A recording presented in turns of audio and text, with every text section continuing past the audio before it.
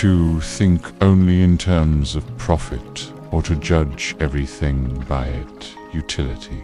Or, in simpler words, to be concerned with gain alone is an exercise in selfishness, and the path of selfishness is very dreary and cheerless.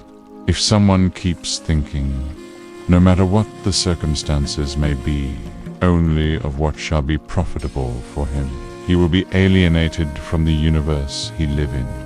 Not everything is for the individual to profit from. The universe is meant to be advantageous to others as well. Someone who thinks of how things can be profitable for him is bent only on exploiting others. He does not wish to be of any use to his fellow men, and therefore turns into a person from whom no one ever benefits. If a man can't be of service to others, it is tyrannical to make other people to labor for his sake. There is no end to this type of oppression in the world. In our society, everyone who enjoys some prestige or is ranked among the eminent forces others to slavishly acknowledge his status or rank. At the very least, he expects them to offer him salutations, but he himself never bothers to greet anyone. It is the height of selfishness to crave to be held in esteem in the society. This sort of behavior is purely exploitative. Why should anyone desire to be honored by others? Why should others be made to pay for our truthfulness and honesty? Why must people be forced to honor and respect you, talk about you and discuss you? Why shouldn't they attend to their own business? Someone puts in hard work, gets a job, and becomes an officer. Now, in his official capacity, he makes his subordinates to bow and scrape before him. He expects them to respect him, to salute him. He expects that they will respect him even in his unofficial capacity, whereas he himself is unaware of and unconcerned with their lives and the demands of their lives. Perhaps people desire high rank so that they can force others to bow down to their rank. Can one only become eminent by making others to bend down? Perhaps man has acquired this trait from nature.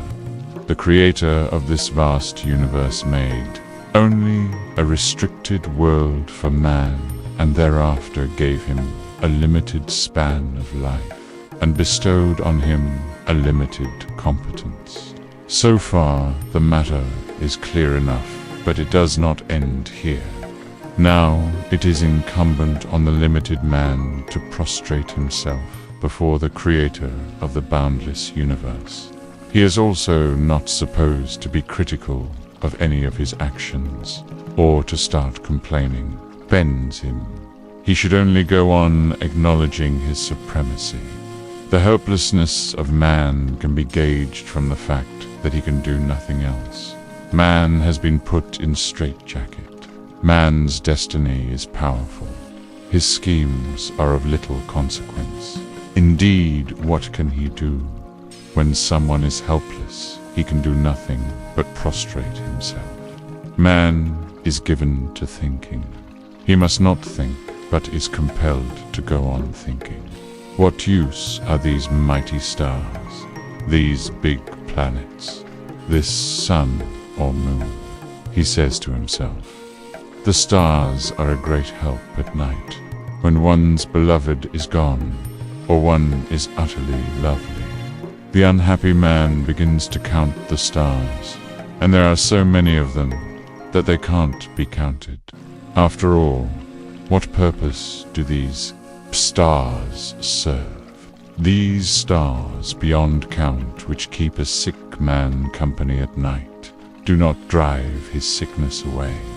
They do not bring to an end the poverty of a man who is down and out. He counts the stars, while from his own eyes stars, nay embers, roll down. He wonders what all this is about. So huge a sun, the emissary of light, the driving force behind life, how resplendent it is. The sun is refulgent enough, but even so cannot provide a handful of oil to keep the earthen lamp of a poor or hapless man burning. What purpose does it serve, after all? The clouds bring rain and thunder and roar. It is, at best, a sort of grandeur. Those who pine for a drop of water get no respite. What is the good of clouds? Maybe the clouds inspire the poets, but if you look at the matter carefully, what good are the poets themselves? Those who charge lives of poetry with prosaic harmony are unable to make life harmonious. Those who can produce a juicy couplet cannot lay their hands on a juicy morsel. So what good is poetry? The mountain range sprawls over a vast area. The mountains block the roads, making each country remote from other countries. But for the mountains, the countries would have common accessible borders. How diverse are the benefits which originate from the mountains. How many are the things which are found on them. There grow trees which are ours for free and provide us timber. To the mountains belong many fructiferous trees that yield their fruit to us. Even from those mountains which seem absolutely worthless, we can obtain rock crush. But who says we can get all these things? The timber is more costly than a poor man's blood. The sick don't have the wherewithal to buy fruit. And so far as the rock crush is concerned, just try buying some. What a stupendous source of power the mountains are. But for whom? The Maker created the rivers. From them come water, canals and dams. Electricity is generated and sold. What does the common man get from it? Power helps to run factories. Canals help grow harvests, for whose sake the state grow rich, the people remain poor. The distribution of wealth continues to be unfair. If the rivers were to dry up, the ensuing aridity will affect everyone. If the rivers overflow, they spare no one. Otherwise, the whole affair is profitless. Not only this, the good things of life affect the deprived in a strange way at all levels, in every field. They make the underprivileged even more wretched.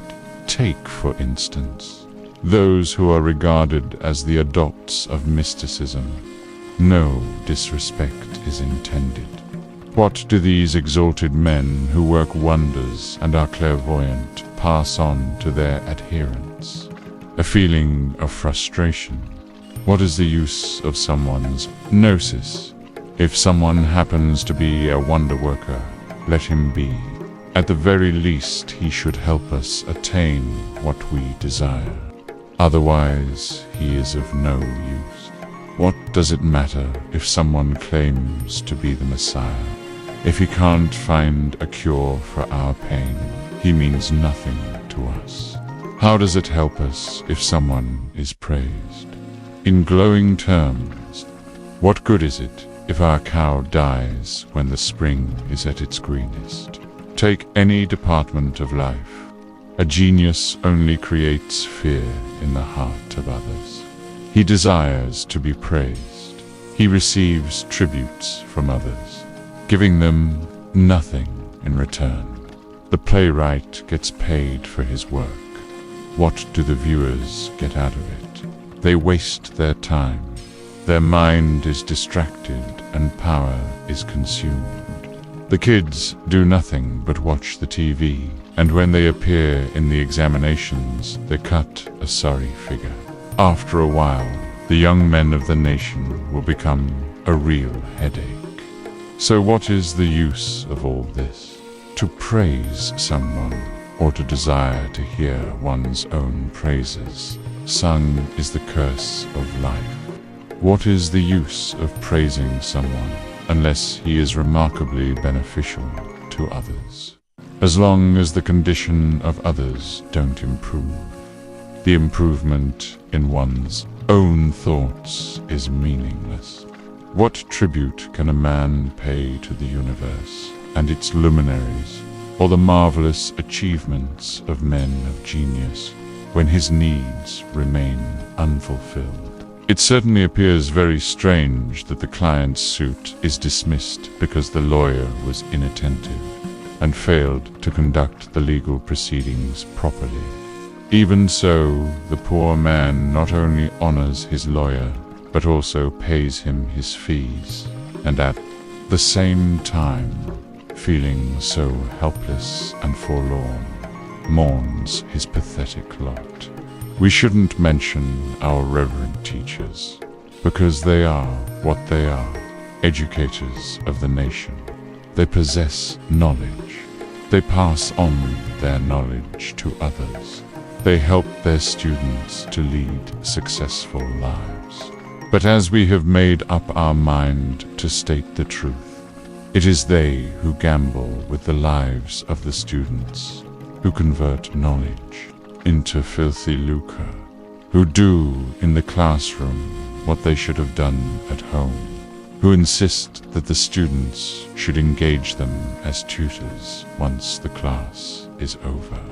Here you see a mob of vultures frequenting the eyries of falcons. Can anyone ask the teachers, are you of any use? In what way did their students profit from them? Even those students who were declared successful were not admitted to the higher classes. The plight of those who had failed should better be left untold. So what is the use of such an education? What purpose can it serve? The no-good kids of the rich will still be rich and rise to hold important offices. The children of the poor, however brilliant, will be seen wallowing in their poverty.